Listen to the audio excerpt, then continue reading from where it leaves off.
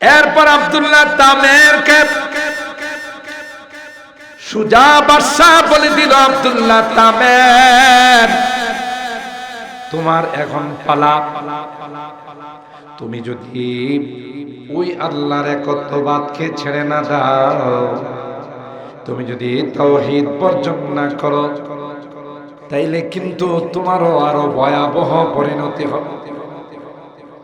আব্দুল্লাহ তামের বলে, ইমানের জন্য যদি আমাকে খুন করা হয়, ইমানের জন্য যদি আমাকে হত্যা করা হয়, আমি হাসতে হাসতে আল্লাহর জান্নাতে চলে যাব। আমার কোনো ভয় নাই। মুসলমানের কোনো ভয় আছে? মুসলমানের লস নাই তো, কাঁঠালের মতো হয় না। কাঁঠালে মানে একটা ফল, এটার কোনো লস নাই। এটা ঘরে নিয়ে কুষ্টি খা, বিচি দিয়া সেটা তরকারি রান্ধে, আর গেতাটা দিয়া দে গরুরে, এটার একটা ইঞ্চিও বাদ নাই। কথা খায় না। মুসলমানের কোনো অংশেই লসে নাই। বাঁচলে গাজী, মরলে শহীদ। কথা বলেন ঠিক কিনা? তো আমারই তুমি কিসের ভয় দেখাও? ক্ষমতা থাকলে যারা ক্ষমতার অপব্যবহার করে, আল্লাহ যখন শাস্তি দেয় তখন দিনে ডাক না দিলে ছাড়ে। অতীত তাই ক্ষমতায় থাইকে যদি আমার বিরোধে যারা আছে এদেরকে যদি আয়না করে, এদেরকে লাল করে, এদেরকে হামলা মামলা গুম খুন, আল্লাহ কয় সবাইকে গুম খুন করে তুমিও কিন্তু রক্ষা।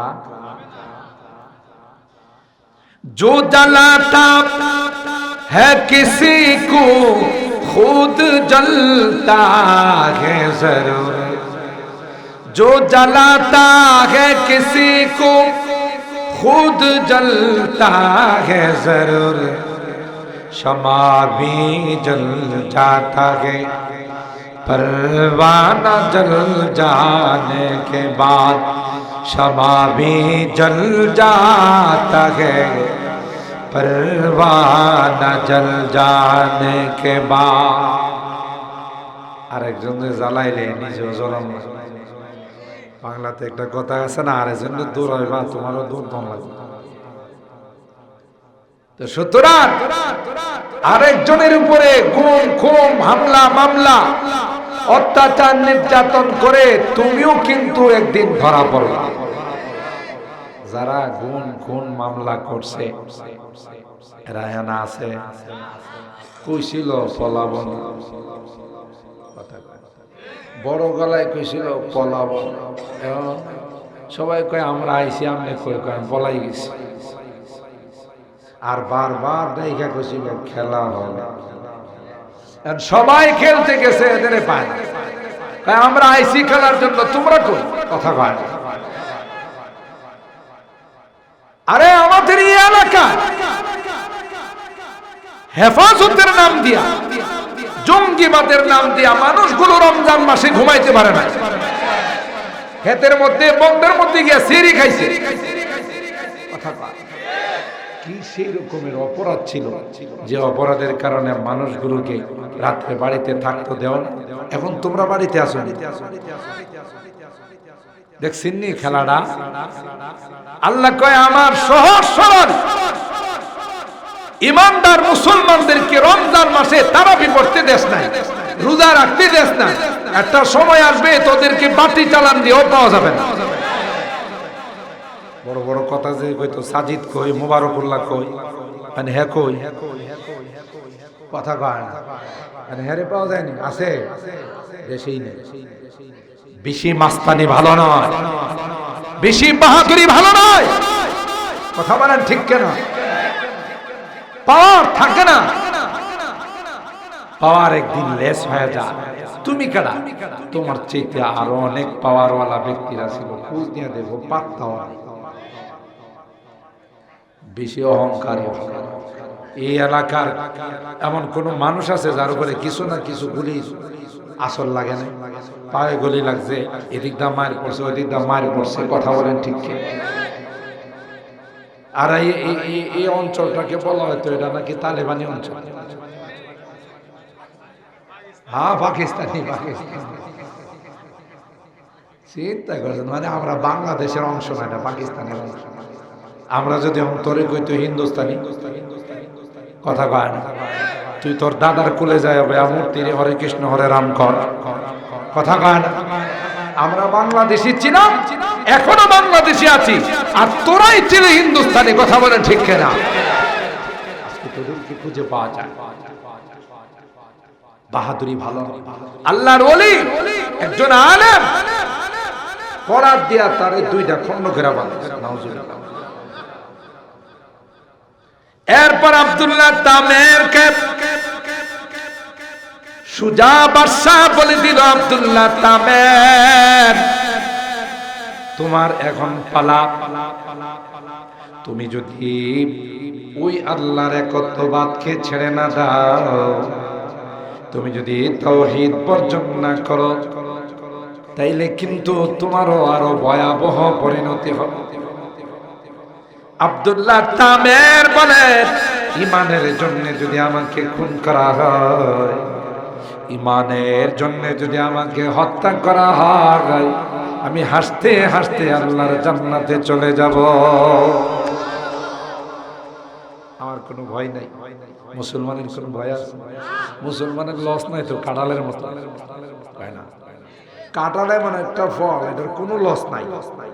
এটা ঘরে নিয়ে কুষ্টি খা, বিচি দিয়া সেটা তরকারি রান্ধে, আর গেতাটা দিয়া দে গরুরে, এটার একটা ইঞ্চিও বাদ নাই, কথা খায় না। মুসলমানের কোনো অংশেই লসে নাই, বাঁচলে গাজী, মরলে শহীদ, কথা বলেন ঠিক কিনা? তা আমারই তুমি কিসের ভয় দেখাও? অনেক প্রেসার দেওয়ার পর যুবক তার ইমানের উপরে মজবুত, সুবহানাল্লাহ। তো যুবকরে স্থল বাহিনী, সেনাবাহিনী যারা আছে, একদল সেনাবাহিনী, চৌকস সেনাবাহিনী দিয়া পাঠাইছে, এরে পাহাড়ের উপরে নিয়া পাহাড় থেকে ধুরুম করে ফালাই দিবে, আলো বর্ত হয়ে যাবে। যুবকরে পাঠাইছে, রাইফেল টাইফেল, পিস্তল টিস্তল, মেশিন গান, কামান কামান লয়া যুবকরে লয় কই যাইতেছে? পাহাড়ে যাইতেছে। যুবকের কোনো টেনশন নাই, যুবক জানে মরলে আল্লাহর নামে মরলে, কথা না। পাহাড়ে যখন গিয়া পড়ছে যুবকরে নিয়ে, আল্লাহ পাহাড়ে কয় বয়া বয়া কিতা দেহ, কথা কয় না। পাহাড়ে কয় আর অপেক্ষা কিসের? ভূমিকম্প শুরু হয়ে গেছে। যে কয়টা ওনারে মারতে গেছিল সব কয়টা আলু ভর্তা, হের কিছু হয় রাখে আল্লাহ, মারে আল্লাহ। ওয়া মাকারু ওয়া মাকারাল্লাহ ওয়াল্লাহু খায়রুল মাকিরিন। আল্লাহ বলেন, না না, যারা আমার হয়, যারা আমার ইমানের জন্য মেহনত করে, তাদের অভিভাবক স্বয়ং আমি আল্লাহ। ঠিক কিনা বলেন? 10-15টা গেছিল, এটা ময়রা ফেরাই গেল। যুবক বাদশার দরবারে এসে কয়, আসসালামু আলাইকুম। বাদশা কয়, তোমার কিছু হয় না? এরা কয় এরা শেষ। এদের কিছু হয় না, তোমার? কয় না, আমার কিছু হয় না, ওদেরকে শেষ করে দিচ্ছে। পাহাড়ের মধ্যে ভূমিকম্প শুরু হয়েছে, আপনার বাহিনী যেগুলো আছে সব শেষ। ও বুঝা গেছে, তোমাকে বিমান বাহিনী দিয়া পাঠাই, বিমানে উড়াইয়া উপরের থেকে ধরুম করে ফালাই দিলে তোমার হাড্ডি খুঁজা পাওয়া যায়। একদল বিমান বাহিনী দিয়া তারে পাঠাইছে। যে বিমান, জঙ্গি বিমান আছে না, দেখেন না, ডিসেম্বর মাস বিজয়ের পুকুরে কালো বিমান হয়, এটা না বললো জঙ্গি বিমান, কথা কয়। এই জঙ্গি বিমানে দিয়া, বিমান বাহিনীর দিয়া পাঠাইছে। উপরে যখন বিমান গেছে, বিমান ট্রাস্ট হয়া বিমান ভূপাতিত হয়ে গেছে, আর উনি সুন্দর করে আয়সা